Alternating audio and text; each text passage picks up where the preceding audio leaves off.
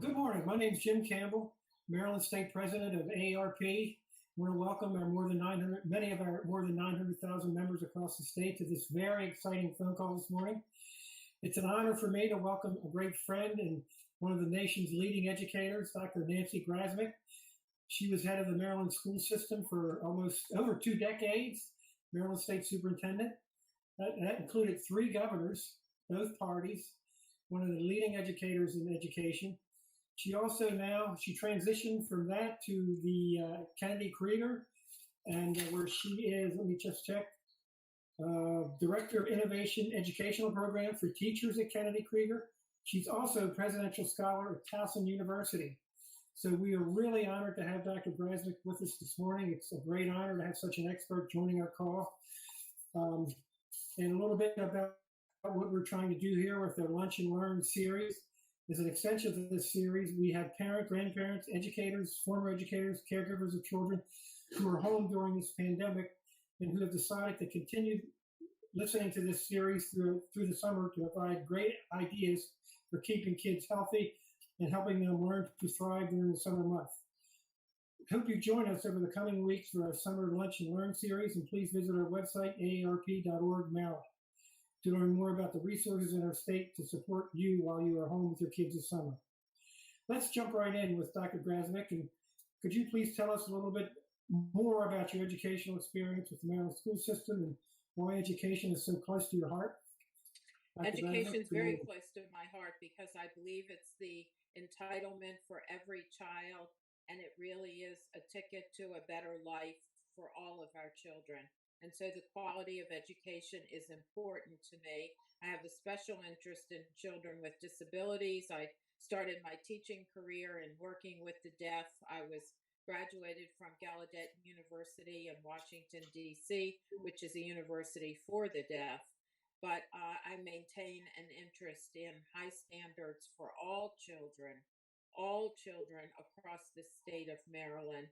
And I'm pleased to report that during my tenure, based on a wonderful team and supporters in the legislature like Jim Campbell, we were the #1 public school system in the nation for 6 straight years.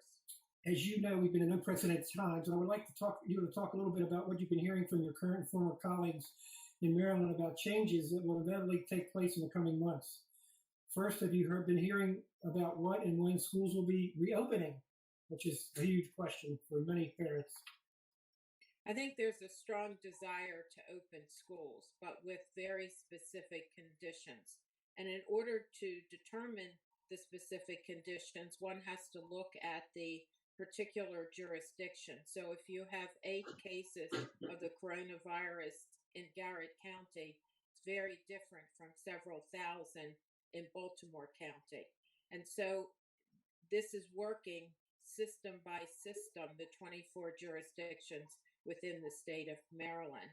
However, what is happening is generally surveys to parents to try to ascertain whether or not they're going to send their children back to school.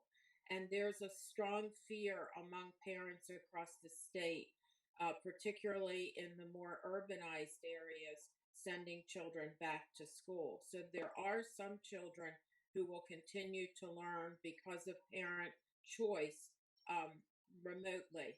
Many systems are asking parents if they'd like their children to come back 1 week on, 1 week off, so that students can be separated and there can be the social distancing required.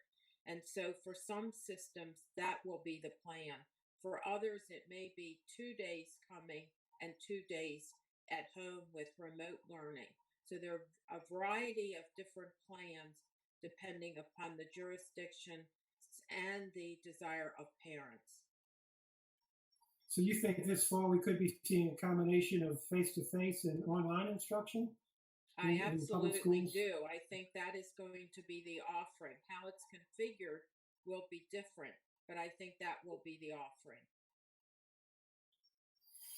Do you think parents should be given a choice regarding their child returning to a face-to-face instruction situation? Or continuing? I do believe parents should be given a choice. We have children who have underlying medical conditions or live in a home with adults who are at risk. And the concern is that these children can come to school and be carriers. In addition, there are circumstances of transportation, etc., that might mitigate children being able to get to school. So I do think parents should have that choice. However, I think we need to enhance our remote learning because I've heard many stories of children who are not getting a high quality program. And after all, if this continues into another March, we're talking about a year of a child's educational opportunity being diminished unless our remote learning is enhanced. You know, all of us are experiencing a certain level of anxiety right now because of the pandemic. I guess one of the questions we had was as a result of this pandemic, and is there a concern about anxiety impacting students and what can be done to help them? I know because you worked at Kennedy Krieger in addition to public schools and have a great background in that whole area. So, any ideas, thoughts we on are this? very concerned. There are many children who are showing symptoms of depression and anxiety at this time. And one of the things that has been a positive impact is the ability to do telehealth with these children. And for reasons of therapy, those children can get assistance and do not have to be physically present with the doctor or therapist. And so at Kennedy Krieger, we're experts in that area. And actually, we're working to train other physicians and therapists. But that service is available, and we hope that people will take advantage of it because this can be an escalating condition for children that will inhibit their learning and their success. Wow, that's been great information. Do you have any last minute advice for parents as we begin to work through the summer and look forward to the fall, schools returning? Any last minute suggestions or ideas for parents? I think parents really need to begin to evaluate the quality of instruction their children are receiving, particularly if it's remote instruction. And I think they need to be looking at what progress the child is making, where are the inhibitors to their progress, and need to keep a strong connection with the local school system and with the child's teachers, because we don't want children to have these major gaps in their educational progress because they're difficult to overcome, and many things in education are built like the foundation. The house is built on the foundation. And if the foundation is weak, that has implications for their success as they continue in school. Wow, this is really great information. Thank you for joining with us this morning and participating.